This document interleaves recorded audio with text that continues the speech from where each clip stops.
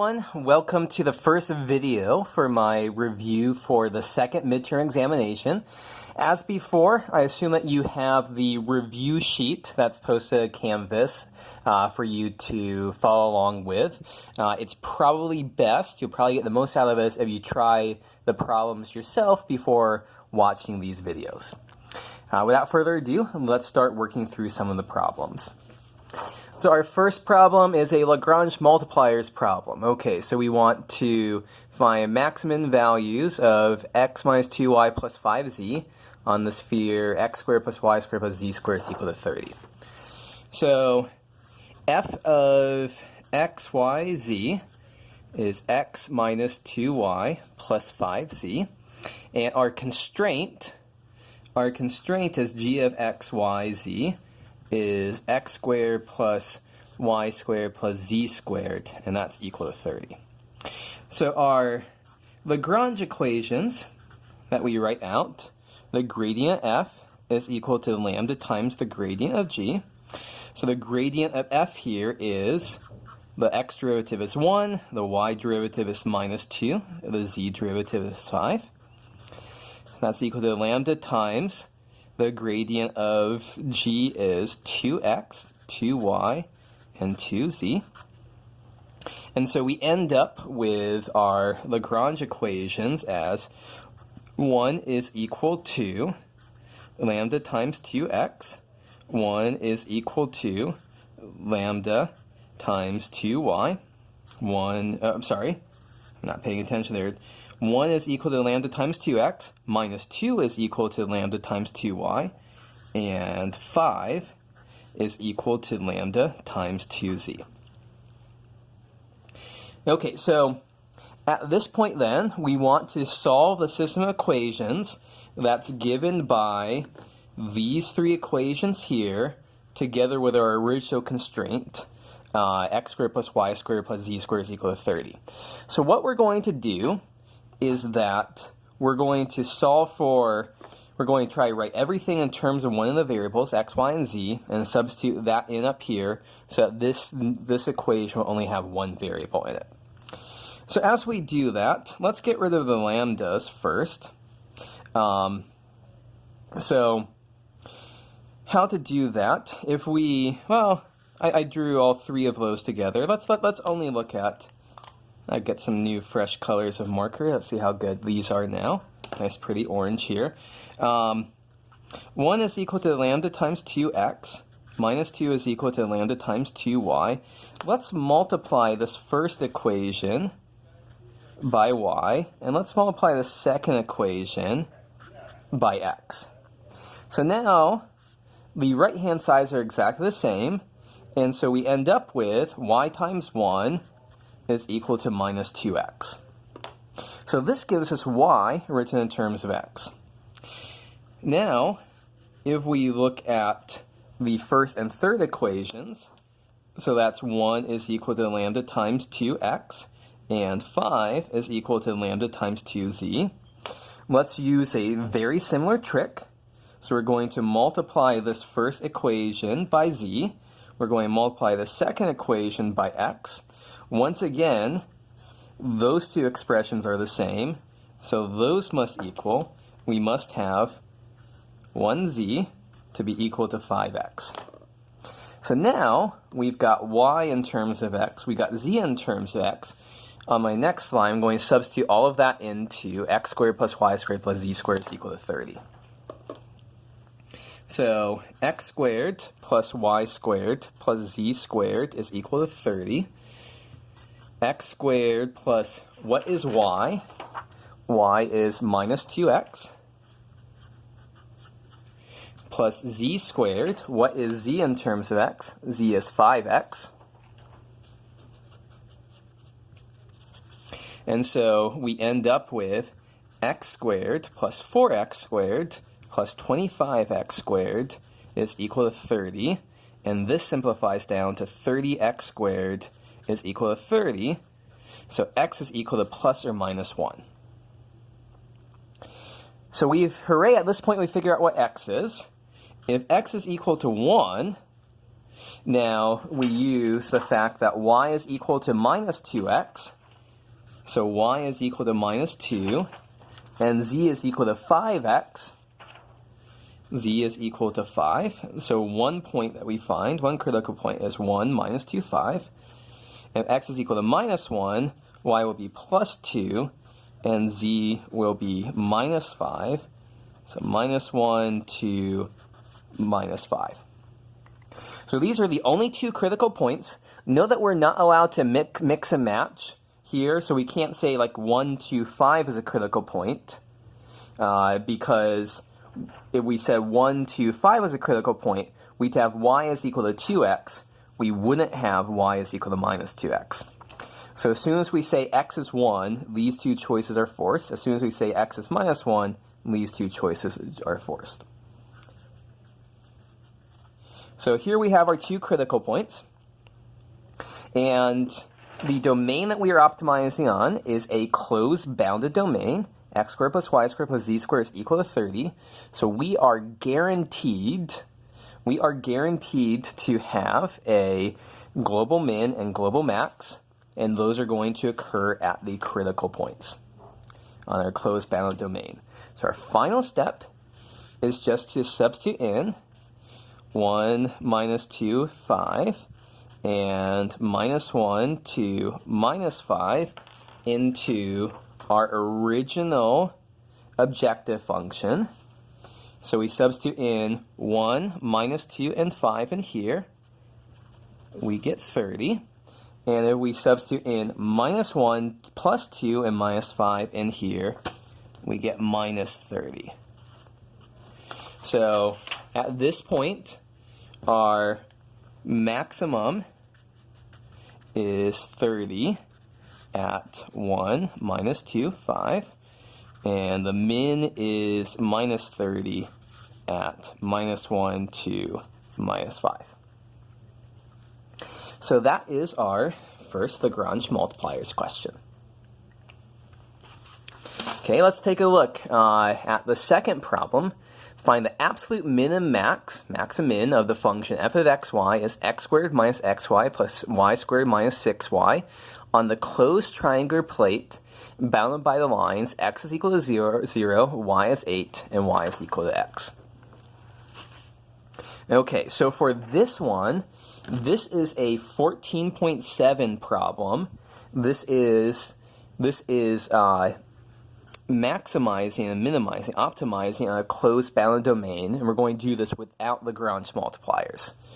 So x squared minus xy plus y squared minus 6y, and our closed triangular plate, so x is equal to 0, and, oops, that's silly me, that's not x is equal to 0. This right here, this is y is equal to 0, this is x is equal to 0, then we also have y is equal to 8, and we have y is equal to x. So that's the region that we're going to be optimizing on. So in order to optimize on a closed bounded region like this, we have two steps to do. The first step is that we want to look for critical points that lie inside of this region. So this part is something that we actually cover on the first midterm examination, but it also comes up here. So we have to find critical points. Let me write that here. Find critical points. So the x derivative here is equal to 2x minus y.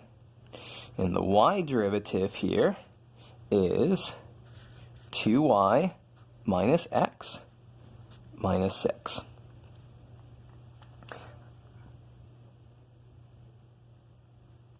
At this point now, to find critical points, we want to set both of these equal to 0, and we want to solve here. So there's a couple different ways to solve this system of equations. I think I will use substitution here. Elimination will also work very, very easily. So from this first equation, 2x minus y is equal to 0, I see that y must be 2x. Now I'm going to plug that into the second equation here. to get 2 times y is 2x minus x minus 6 is equal to 0.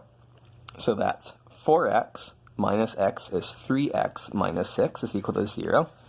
So x is 2, and because x is 2, y is 4. So this is my only critical point. X is 2, y is 4. So at this point then, we want to check to make sure this is inside our region. And a quick amount of thought says that yes, this is above the line. So x is bigger than 0, y is less than 8, and we are above the line. Y is equal to x. So this is one of the candidates for where the max of our function or the min of our function could occur.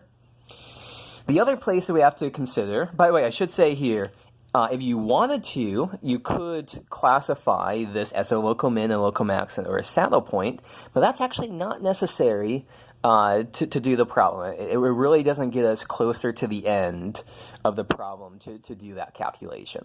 So I'm just going to go right on and say, well, the other place we have to look is there's 3 low optimization problems we have to do. We have to look along this side, look along this side, look along this side, because we know that the min and the max either occur at the critical points inside the region or on the boundary.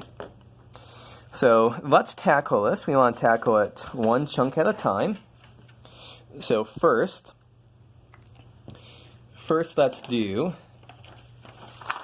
let's look at x is equal to 0. So when x is equal to 0, f of 0 comma y is 0 squared minus 0y plus y squared minus 6y. So that is y squared minus 6y.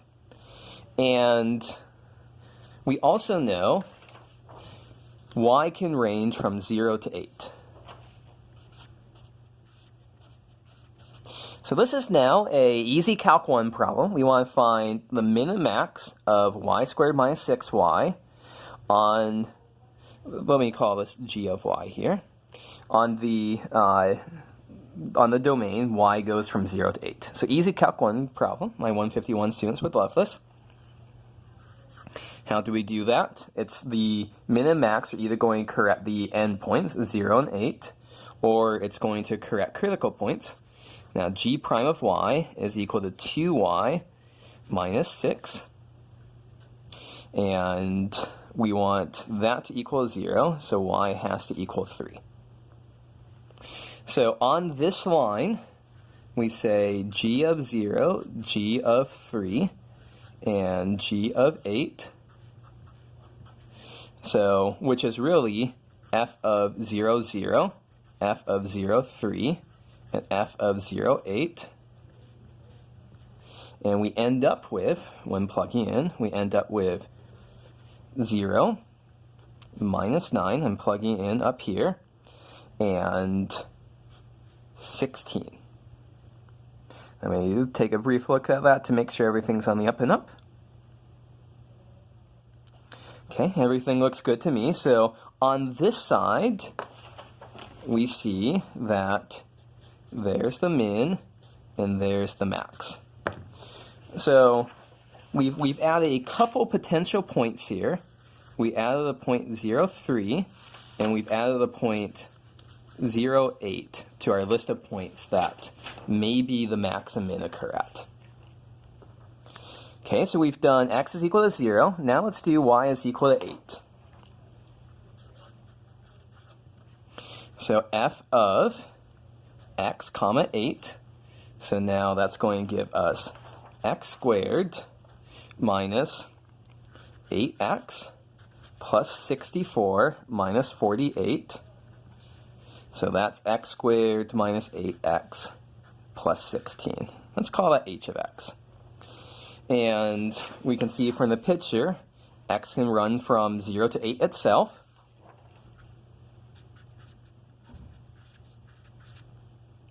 So once again, similar thing, we're optimizing here. H prime of x is 2x minus 8 is equal to 0. That gives x is equal to 4 as our critical point.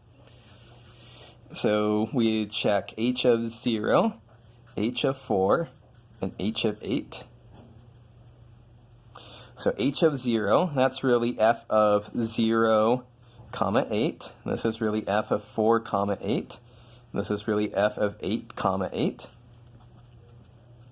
But these values, plugging in 0, 4, and 8 up here, give us 16. And they give us,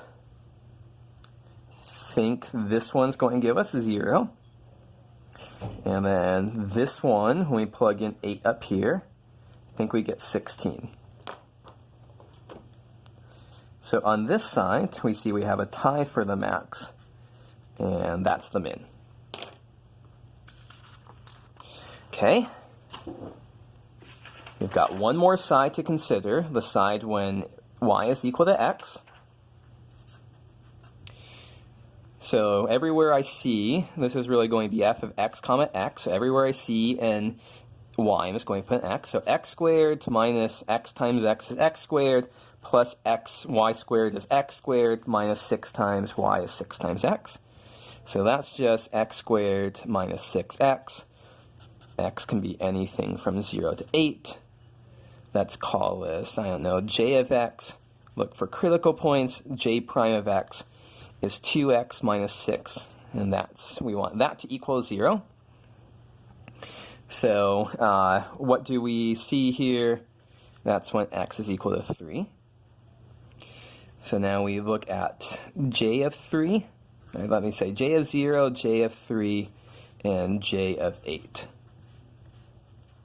So this is really secretly f of 3, 3, f of 0, 0, f of 3, 3, and f of 8, 8.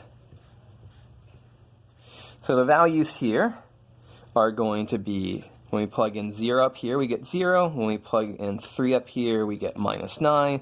When we plug in 8 up here, we get 16. So min and max. So our list of possibilities so far is, so using this information and this information. So on the boundary, what are our choices here?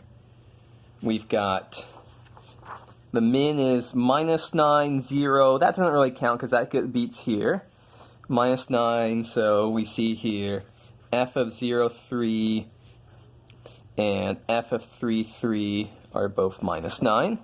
The biggest, 16, 16, 16, 16. So that's f of 8, 8. F of 8, 8, we already got that. And f of 0, 8. So f of 0, 8 and f of 8, 8. Those are both 16. And then the last one we have to check. The last one we have to check is 2, 4. So when we plug in 2, 4 in here, we get 2 squared minus 2 times 4 plus 4 squared minus 6 times 4. And so that's going to be 4 minus 8 plus 16 minus 24. So minus 8 minus 4, that looks like minus 12 to me. So this actually wins for the min. So the minimum value of this on this triangle occurs at 2, 4. The minimum value is minus 12. And the max is 16, and it occurs at two places, at 0, 8, and at 8, 8.